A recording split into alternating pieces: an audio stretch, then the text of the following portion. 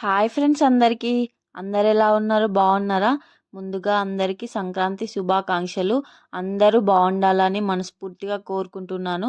మా ఇంట్లోనైతే పిండి వంటలు స్టార్ట్ అయిపోయినాయండి. మేమైతే ఈరోజు కారపూస చేసుకుంటున్నాము. కారపూస అని అంటారు మా సైడు, కొందరు మడుగులు అంటారు, మురుకులు అంటారు. నెక్స్ట్ అయితే వీడియోలోకి వెళ్ళిపోదాం. ఫస్ట్ అయితే బియ్యపిండిలో పుట్నాల పౌడర్ అయినా యాడ్ చేసుకోవాలండి. ఈ పుట్నాల పౌడర్ యాడ్ చేసుకోవడం వల్ల మంచిగా క్రిస్పీ వస్తుంది. నెక్స్ట్ అయితే నువ్వులు యాడ్ చేసుకోవాలి.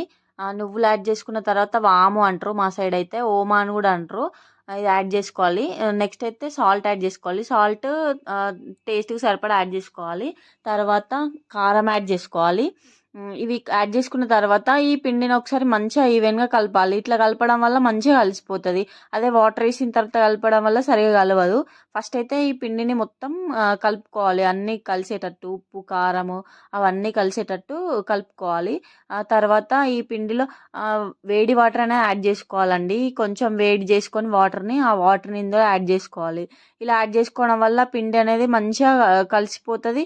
ఇందులోనే మంచిగా కుక్ అయినట్టు అవుతుంది కాబట్టి మనకు అప్పాలు చేసినా కానీ, చేసేటప్పుడు కానీ మంచిగా వస్తుంది.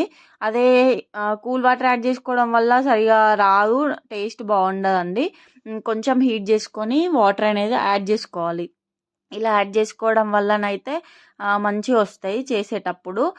నెక్స్ట్ అయితే ఇక్కడైతే మా హస్బెండ్ అయితే కలుపుతున్నారు, నాకు హెల్ప్ చేస్తున్నారు.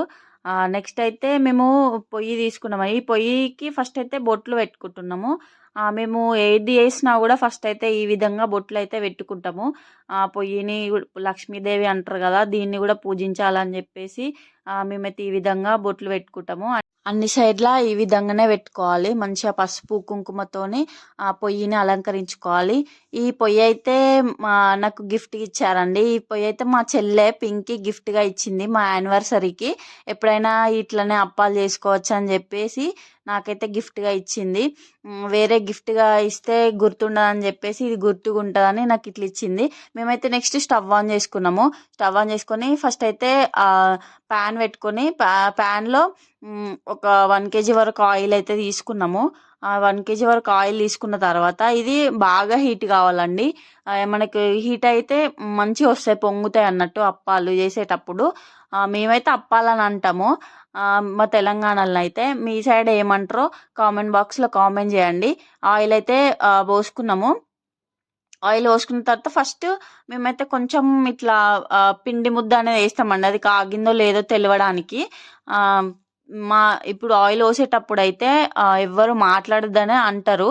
మా అమ్మమ్మ అయితే మాకు ఎప్పటికి అట్లనే చెప్తుందండి. నెక్స్ట్ అయితే మేము ఈ విధంగా మురుకులు అనేది చేసేది ఈ విధంగా ఉంటుంది. ఇంకో వేరేది కూడా ఉంటుంది, కానీ నా దగ్గర ఇదే ఉంది. ఇది కొంచెం ఈజీగా ఉంటుంది అని చెప్పేసి నేను ఇది చూస్ చేసుకున్నాను. ఇట్లా రౌండ్గా చేసుకొని వేసుకోవాలి. తర్వాత ప్యాన్లో అందులో వేసుకోవాలి ఆయిల్లో. మంచిగా ఫ్రై అయ్యేదాకా చూసుకోవాలి. నెక్స్ట్ అన్నీ కూడా ఈ విధంగానే వేసుకోవాలి. మంచిగా రౌండ్గా వేసుకోవాలి. నాకు ఇంకా రౌండ్గా చేయనీకి వస్తలేదు, అట్లా తిప్పేస్తున్నాను. రౌండ్గా వేసుకున్న తర్వాత ఈ ఆయిల్లో కూడా డైరెక్ట్ వేసుకోవచ్చు అండి, కానీ షేప్ అనేది సరిగా రాదు. ఇప్పుడు మనం దాని మీద వేస్తే షేప్ అనేది మంచిగా వస్తుంది. ఇట్లా ఈ విధంగా చేసుకోవచ్చు. ఇవి మంచిగా ఫ్రై కానివ్వాలి, గోల్డెన్ బ్రౌన్ కలర్లోకి రావాలండి. ఇవి మంచిగా ఫ్రై అయిన తర్వాత ఒక 1 సైడ్ ఫ్రై అయిన తర్వాత ఇంకో సైడ్ తిప్పేసుకోవాలి. ఇలా తిప్పుకోవడానికి 2 సైడ్స్ కాలిపోతాయి అన్నట్టు. ఇట్లా తిప్పేసుకున్న తర్వాత వీటిని తీసుకోవాలండి. మంచిగా ఫ్రై అయిన తర్వాత తీసేసుకోవాలి. ఈ విధంగా తీసేసుకొని మనం ఫస్ట్ ఒక బాక్స్లో కింద పేపర్ వేసుకొని పెట్టుకోవాలండి. ఆ పేపర్ వేసుకొని పెట్టుకొని ఇట్లా తీసేసుకోవాలి. మా అయితే ఇన్ని మురుకులు అయినాయండి. మీరు ఏమేమి చేశారో కామెంట్ బాక్స్లో కామెంట్ చేయండి.